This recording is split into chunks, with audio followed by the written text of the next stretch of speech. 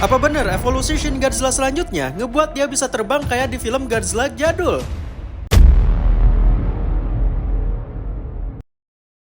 Kali ini kita akan ngebahas evolusi Shin Godzilla selanjutnya yang ngebuat dia menjadi salah satu Godzilla terbrutal dalam sejarah hingga bisa menguasai alam semesta dengan jutaan pasukan humanoid yang muncul dari tubuhnya.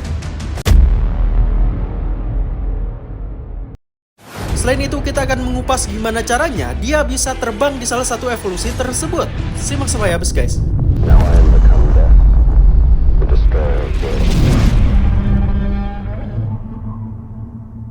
Seperti yang kita ketahui, ketika film Shin Godzilla sampai di endingnya, evolusi Shin Godzilla berhenti sampai evolusi keempat. Yang dimana bentuk ini menjadi bentuk paling sempurna hingga pemerintah Jepang harus berpikir keras untuk memusnahkannya.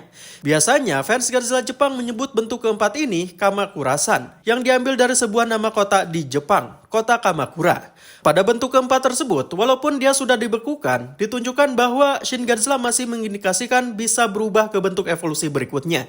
Yang memang jika cerita film Shin Godzilla diteruskan ke film keduanya, maka bentuk kelima bahkan ke-8 dari Shin Godzilla nampaknya akan ditunjukkan, guys. Sayangnya sequel film Shin Godzilla tersebut tidak jadi dibuat. Walaupun akhir-akhir ini ada desas-desus bahwa Toho sedang mengembangkan film kedua tersebut. Namun nampaknya itu cuma rumor belaka, guys, yang muncul karena film Shin Godzilla ditayangkan ulang bulan Agustus lalu. Dan juga kehadiran Shinji Higuchi di San Diego Comic Con 2025 yang dianggap gak biasa dan membuat fans berteori bahwa dia akan mengembangkan film Shin Godzilla 2. Tapi walaupun film kedua Shin Godzilla tak kunjung muncul, yang mungkin gak akan pernah muncul, namun kedua sutradara Shin Godzilla, Hideaki Anno dan Shinji Higuchi, mempublikasikan konsep-konsep bentuk selanjutnya dari Shin Godzilla tersebut lewat buku berjudul The Art of Shin Godzilla yang memperlihatkan sosok yang lebih mengerikan dan menjijikan dari bentuk sebelumnya, yang juga menjadi indikasi bahwa Shin Godzilla bisa terbang. Pada buku ini, bentuk kelima Shin Godzilla diawali dengan bermunculannya puluhan humanoid pada ekornya. Jika saja di ending film, Shin Godzilla tidak dibekukan, maka humanoid-humanoid ini akan terlihat bergerak, berusaha keluar dari ekor tersebut. Kalian tahu katak pipa-pipa? Katak yang berasal dari Suriname ini memiliki cara reproduksi yang aneh dan membuat orang yang trifobia menjadi terpicu. Katak pipa-pipa betina akan menyimpan ratusan telurnya di lubang-lubang punggungnya hingga mereka sudah memiliki kaki. Setelah itu mereka akan keluar dengan sendirinya dan meninggalkan katak betina tersebut dalam keadaan punggung yang berlubang semakin besar. Reproduksi katak ini menginspirasi sosok Shin Godzilla dan membuat sosok humanoid yang ada di ekornya menyerupai perilaku anakan katak itu ketika mereka keluar. Ekor Shin Godzilla juga akan terlihat seperti bagian tubuh yang hancur ketika ditinggalkan humanoid-humanoid tersebut. Mungkin ekor yang dipenuhi dengan humanoid sudah bisa kita lihat dari sosok Shin Godzilla ini, guys. Namun yang jarang orang ketahui adalah pada bagian dorsalnya juga terdapat ribuan atau bahkan jutaan humanoid yang menempel dan siap keluar, yang membuatnya semakin mirip katak pipa-pipa. Humanoid pada bagian ini menempel pada ruas tengah masing-masing dorsal yang membuatnya terlihat sangat mengerikan dan bikin merinding, guys. Rasanya pengen ngegaruk aja gitu. Masing-masing humanoid yang mendiami dorsal ini memiliki tulang punggung yang menyerupai sayap. Namun di buku ini tidak dijelaskan apakah sayap ini memiliki fungsi untuk terbang atau tidak, ataukah hanya penggambaran dorsal Godzilla saja. Yang pasti, filosofi yang ada di balik humanoid-humanoid ini adalah sosok malaikat bersayap. Di buku ini diperlihatkan ada 3 jenis sayap yang dimiliki kelompok humanoid tersebut. Yang pertama adalah humanoid yang memiliki tulang mirip sayap yang barusan kutu film singgung, guys. Yang kedua, humanoid yang memiliki tulang yang melingkari bagian atas tubuhnya. Dan yang ketiga, humanoid yang memiliki tulang mirip kristal di punggungnya. Dan faktanya, humanoid dengan punggung kristal ini terinspirasi dari Space Godzilla yang memang memiliki dorsal kristal. Itu artinya humanoid ini memang didesain agar bisa terbang layaknya Space Godzilla, guys. Walaupun kemampuan terbang ini tidak disinggung sama sekali di buku ini. Nah, dari sinilah teori bahwa Shin Godzilla juga bisa terbang muncul, guys. Yang dimana ada kemungkinan bahwa sebelum humanoid itu keluar dari tubuh Godzilla bisa terbawa kekuatan terbang mereka sehingga memungkinkan dia terlihat seperti terbang. Namun karena Shin Godzilla memiliki kemampuan untuk mengeluarkan napas atom dari ekornya, fans lantas menggambarkan seolah-olah kemampuan terbangnya berasal dari ekornya. Yang padahal bukan, guys ya. Kekuatan terbangnya berasal dari humanoid yang belum keluar dari tubuhnya itu. Di buku ini tertulis bahwa ketika humanoid ini keluar dari tubuh Shin Godzilla, tahap tersebut masih termasuk evolusi kelima. Sehingga menimbulkan pertanyaan, pada tahap kelima ini, apa yang terjadi pada Godzilla sendiri? Apakah sebagian tubuh Shin Godzilla akan terlihat rusak karena humanoid yang menemui tubuhnya sudah keluar?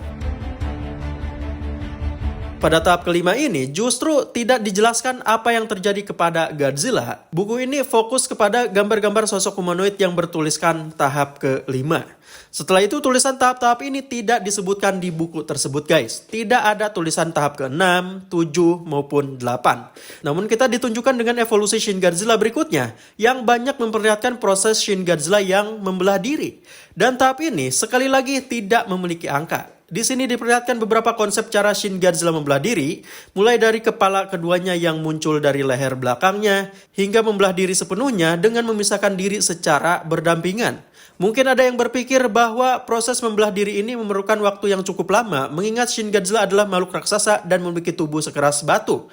Namun faktanya, di sini sedikit dijelaskan bahwa proses ini hanya memerlukan waktu beberapa menit saja, sesuai perubahan tahap-tahap sebelumnya yang memang hanya memerlukan waktu singkat. Walaupun tahap membelah diri ini tidak disertai tulisan nomor evolusi, justru fanslah yang memulai penomoran tahap-tahap evolusi tersebut guys. Banyak yang mengatakan bahwa tahap membelah diri ini adalah tahap evolusi ke-6. Lalu bagaimana tahap evolusi ke-7? Mengingat Shin Godzilla nampaknya sudah berada di tahap akhir dengan tubuhnya yang sempurna dan membelah diri. Di sini kita ditunjukkan dengan tubuh Shin Godzilla yang nampak hancur dan daging-daging yang berserakan. Nah, banyak yang berteori bahwa inilah tahap ketujuhnya. Kemudian ada dua teori mengenai tubuh yang hancur ini. Yang pertama, ini adalah gambar setelah Shin Godzilla ditembak rudal nuklir. Dan yang kedua, Shin Godzilla sengaja melelehkan tubuhnya dengan tujuan agar daging-daging yang berserakan tersebut bisa membelah diri dan menutupi seluruh permukaan bumi dengan organisme yang nantinya bisa berubah menjadi jutaan humanoid dan juga Godzilla baru. Karena bisa dilihat pada daging-daging yang berserakan itu terdapat ratusan mata calon-calon organisme baru guys. Sebenarnya pada saat Shin Godzilla masih berada di tahap keempat dan andaikan ada tubuh Godzilla yang tergores, maka daging-daging yang penuh mata ini sudah bisa terlihat guys. Buktinya ada adegan yang dihapus di film tersebut yang memperlihatkan daging Shin Godzilla yang jatuh lengkap dengan mata. Nampaknya adegan tersebut terlalu mengerikan sehingga tidak dimasukkan ke film guys. Lalu apakah perubahan dari daging-daging Godzilla menjadi organisme atau menjadi humanoid baru tersebut bisa disebut sebagai tahap evolusi ke-8? Jawabannya bisa jadi iya.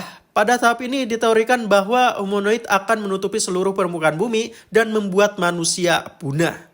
Manusia mustahil bisa melawan jutaan humanoid itu karena ukurannya yang kurang lebih sepinggang Shin Godzilla. Tidak sampai di situ, karena humanoid ini kemungkinan bisa terbang, mereka akan mencari planet-planet yang sesuai dengan kebutuhan energi radiasi mereka. Jadi bukan hanya memusnahkan dan menguasai bumi, tapi juga berusaha menginvasi planet lain. Jika teori ini sesuai, maka kata God pada nama Shin Godzilla bukan main-main guys. Shin Godzilla benar-benar berusaha menjadi dewa. Di buku The Art of Shin Godzilla tersebut memang tidak dijelaskan dan tidak digambarkan apa yang terjadi setelah tubuh Shin Godzilla yang berserakan itu. Jadi bisa disimpulkan bahwa buku ini hanya sampai memperlihatkan tahap evolusi ke-7. Itu pun tidak tertulis angkanya. Sedangkan evolusi ke-8 adalah sebuah teori yang memprediksi bahwa Shin Godzilla dan humanoid-humanoidnya bisa menguasai bumi bahkan alam semesta. Bagaimana menurut kalian guys soal teori ini? Tulis pendapat kalian di kolom komentar ya. Oke, terima kasih sudah nonton video ini. Jika kalian suka silahkan klik like-nya. Dan jangan lupa buat share ke teman-teman kalian yang suka pembahasan mengenai dunia Godzilla. Saya Kutu Film, see you in the next video.